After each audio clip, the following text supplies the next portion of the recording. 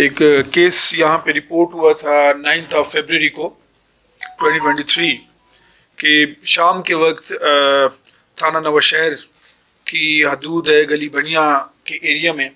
خالد محمود کے گھر پہ نامعلوم وجوہات کی بنا کی وجہ سے آگ لگی، اور اس کے نتیجے میں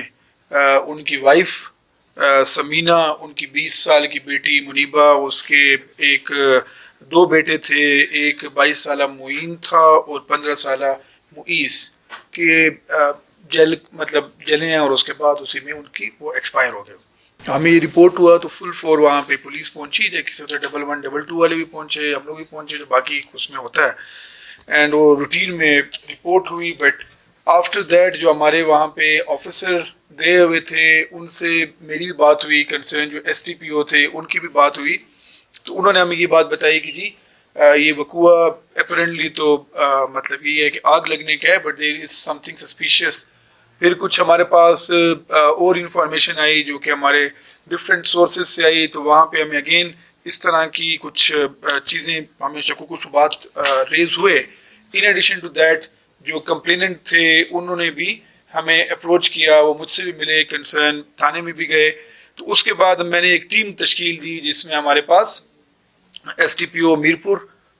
اس کے علاوہ SHO Mirpur, DSP investigation, and ساتھ ساتھ جو انویسٹیگیشن کے تھے اپنا آفیسر کنسرن تھانے کے، ان کی ہم نے ایک کمیٹی بنائی اور ہم نے کہا کہ اس کو آپ لوگ پراپرلی جائیں اور اس کو انویسٹیگیٹ کریں، اس کو چیک کریں کہ اس میں کیا ریزن ہو سکتی ہے۔ جب انہوں نے اس میں انیشلی چیزیں دیکھیں اور بعد میں جب چیزیں آگے جیسے جیسے ٹائم گزرتا گیا چیزیں ہمارے پاس آتی گئیں، تو ریزلٹنٹلی ہمیں یہ پتہ چلا کہ جواد عرف جیدی والمشتاق جو سیم گلی بنیا کا بھی ہے اور ان کا رشتہ بھی تھا، جس خاتون کو اس نے مارا ہے وہ غالباً اس کی والد کی بہن تھی، سگی، مطلب اس کی پھوپھو تھی۔ اس نے جو جیدی ہے جو کہ بھی ہمارے پاس یہاں پہ سامنے آپ لوگ کے کھڑے بھی ہوا ہے، اس نے بیسیکلی جا کے جو پہلے ان کا ایک بیٹا معین اس کو اس نے مارا، اس کے بعد ان کے بیٹے معیز کو مارا، دین وہ دونوں سوئے ہوئے تھے جب اس وقت اس نے اسالٹ کیا یا ان کے گھر پہ گیا، اینڈ اس کے بعد اس نے جو اس کی پھوپھو تھی اس کے پاس کچن میں گیا اور ان کو بھی اس نے گلا گھونڈ کر مارا، اور جب یہ کارروائی کر رہا تھا تو جو ان کی بیٹی تھی وہ آئی تو اس کو بھی اس نے مارا،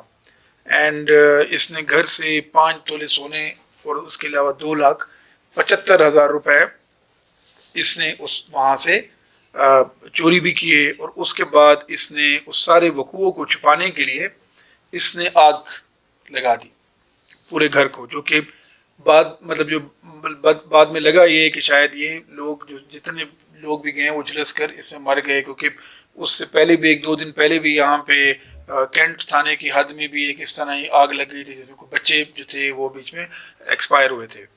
تو یہ ایکچوئل جو چیز تھی، اس کے بعد ڈیفینیٹلی کسی نے کوئی بھی جب کوئی انسیڈنٹ ہوتا ہے، کوئی واردات ہوتی ہے، اسے کوئی نہ کوئی موٹو ہوتا ہے، تو اس میں جو یہ جیدی ہے جواد، اس کا آلریڈی ہی has some criminal record as well, جس میں اس نے کافی لوگوں کے ساتھ فراڈ کیا ہوا ہے اور اس کو پیسوں کی ضرورت بھی تھی۔ ان ایڈیشن ٹو دیٹ اس کے اوپر ایک اور انکوائری بھی چل رہی ہے جو کہ اگین اس میں بھی ایک خاتون ایکسپائر ہوئی ہیں جو کہ اس کی ساس ہے، اس کی بھی چیز کوئی جو الزام اس کے اوپر تھا لیکن وہ ابھی تک اس پہ کنفرمیشن نہیں ہوئی۔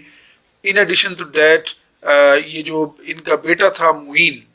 اس کے ساتھ بھی اس کا کوئی بہن کا رشتہ ایکسپیکٹڈ تھا، ہم ڈفرینٹ لائنز پہ کام کر رہے ہیں، اینڈ جیسے ہم نے اریسٹ کیا تو ہم اس کو دیکھ رہے ہیں، وہ بھی ایک ون آف دا ریزن تھی، اور ساتھ ہی ساتھ جو مین ریزن جو مجھے لگتا ہے کہ یہ ایک سپورٹیو میں کہہ دیں، ساتھ ہی ساتھ جو پیسے یا اس سے سونا برآمد ہوا تو اس سے اس کا موٹو بڑا کلیئر ہوا کہ اس نے یہ واردات کیوں کی تھی، اور یہ بڑی ہی ایک میں یہ کہوں گا کہ ایک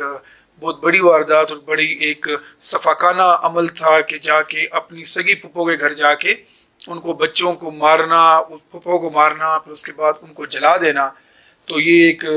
نوشہر کے ایریا میں یا گلی بنیا کے ایریا میں ایک بڑا ایک لوگوں میں بڑا خوف و ہراس بھی پایا جا رہا تھا اور بڑی بے چینی بھی تھی۔ کہوں گا کہ ہمارے پاس मेन चीज़ यही कहूँगा कि जिन लोगों ने ये सोना लिया था उनको भी डेफिनेटली हम लोग अंडर इन्वेस्टिगेशन लाए भी हैं और फर्दर भी लाएंगे. अगर उनको ये अंदाज़ा था कि ये चोरी की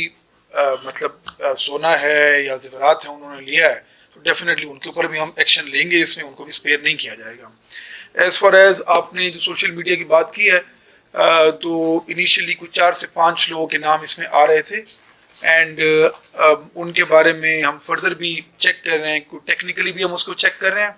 साथ ही साथ जो इन लोगों की तरफ से किसी इंटरोगेशन उसमें भी हम देख रहे हैं. अगर वो लोग क्लियर होंगे तो वो केस में नहीं होंगे तो ऑटोमेटिक क्लियरिटी मिल जाएगी. कोई भी केस होता है उसकी चालान की एक डेट होती है. नॉर्मली वो 14 डेज होती है. इस केस में थोड़ा ये है कि मे बी 14 से 20 डेज होंगे. अगर उनको अरेस्ट नहीं किया गया तो ऑटोमेटिकली वो नहीं होंगे. हाँ, अगर उनकी इन्वॉल्वमेंट होगी वो टेक्निकली भी प्रूव होता है. अदरवाइज भी हमें कोई शवाहिद मिलते हैं तो फिर हम उनको उसमें डेफिनेटली उनको भी हम अरेस्ट करेंगे. बट राइट नाउ अगर कोई ऐसी सोशल मीडिया की बातें हैं तो मैं ये क्लैरिटी दूंगा कि हमें कोई अगर बंदा वांटेड होगा तो will not go for any social media और anything, will directly arrest it. जो कि हमारा काम है, लॉफुल काम है, हम वो काम करेंगे. हमारी जो टीम थी जिसमें मैं डेफिनेटली अप्रिसिएशन पूरी टीम की बनती है, लेकिन उसमें जो मेन मैं कहूँगा हमारे डीएसपी इन्वेस्टिगेशन अपना राजा महबूब साहब, इसके अलावा जो डीएसपी मीरपुर थे, साथ ही साथ हमारे एसएचओ साहब और OAI साहब थे. इन्होंने बड़ी मेहनत की और एक किस्म का ये अनट्रेस्ड बिल्कुल ब्लाइंड था जिसमें ये भी अंदाज़ा नहीं था कि मर्डर हुआ है या एक हादसा है. इसको इन्होंने ट्रेस किया and I really appreciate them and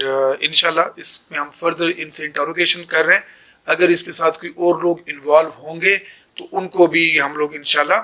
arrest भी करेंगे और जो भी कानूनी कार्रवाई उसके हम करेंगे. और DPO प्रभात साहब के ना अपने काशे नाल जेह्ड़े ते एक जेह्ड़े ते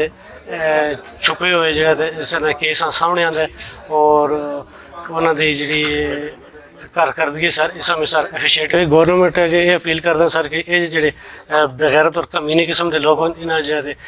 इस मुल्क में जो सफाया करे जेल्लै ताकि आइंदा मेरे जैसे जेह्ड़े गरीब और मस्कीन लोकां ते जेह्ड़े हमले करना या इस ना इन्हां